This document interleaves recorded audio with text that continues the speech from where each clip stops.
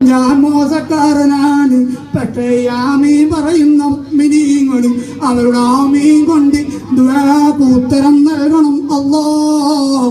പ്രയാസമുള്ളവരുടെ പ്രയാസം തീർക്കണം അല്ലാഹ്.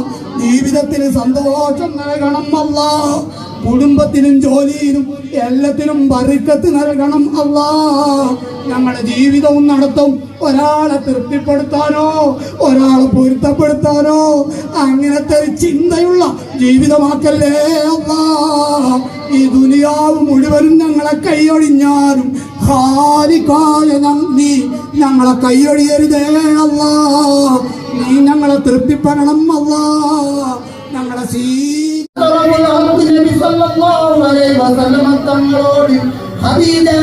ചോദിക്കുന്നു, എന്നെ വിളിച്ച നബിയെ.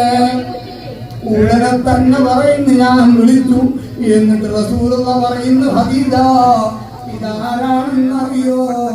എന്നെ 2 വയസ്സ് വരെ മുലകൂട്ടിയ, 4 വയസ്സ് വരെ എന്നെ നോക്കിയ ബീവി ഹലീമ, എന്റെ ഉമ്മയായ ബീവി ഹലീമയാണ് ഹദീജ